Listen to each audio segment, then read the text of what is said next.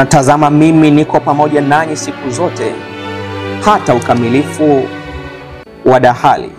Amina. Maranatha, Yesu anakuja. Waaminifu hawatashindwa. Januari 20. Hapa ndipo penye subira watakatifu hao wazishikao amri za Mungu na imani ya Yesu.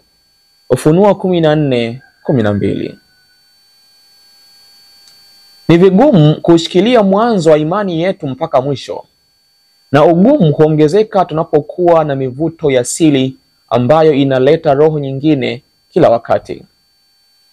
Nguvu ya upinzani isimamayo upande wa shetani katika hoja. Kwa sababu ya kutokuwa na mateso, kuna walioingia miongoni mwetu na kuonekana wanyoofu na Ukristo wao hauna mashaka, lakini ambao kukitokea mateso wataondoka kwetu.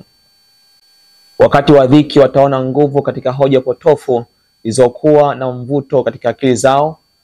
Sheria ya Mungu itakapokataliwa, kanisa la Mungu litapepetwa kwa majaribu makali, na sehemu kubwa kuliko tunayoitegemea kwa sasa watasikiliza roho zidanganyazo na mafundisho ya mashetani. Badala ya kuimarika wanapopita katika dhihi, wengi wataonekana kuwa si matawi hai ya mzabibu wa kweli. Lakini wakati ulimwengu unaikataa sheria ya Mungu, kutakuwa na athari gani kwa wale walio watii, kweli na wenye haki? Je, watachukuliwa na wimbi kubwa la uovu?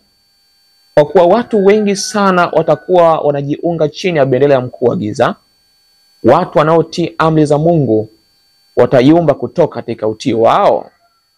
Hasha! Hakuna hata mmoja atakayekuwa anakaa ndani ya Kristo atakayeanguka. Wafuasi wake watainama na kutii mamlaka ya juu zaidi kuliko ya mtawala yeyote wa dunia. Wakati dharau iliyowekwa juu ya amri za Mungu inawafanya wengi kutweza ukweli na kutokuheshimu ipasavyo, wale waaminifu watauinua juu kweli unaotofautisha na uongo kwa umakini mkubwa. Hatujaachwa bila kiongozi. Tunapaswa kulisoma neno lake kwa mioyo ya unyenyekevu, kutaka ushauri wake na kuacha mapenzi yetu na kuyashika ya kwake. Hatuwezi kufanya jambo lolote bila Mungu.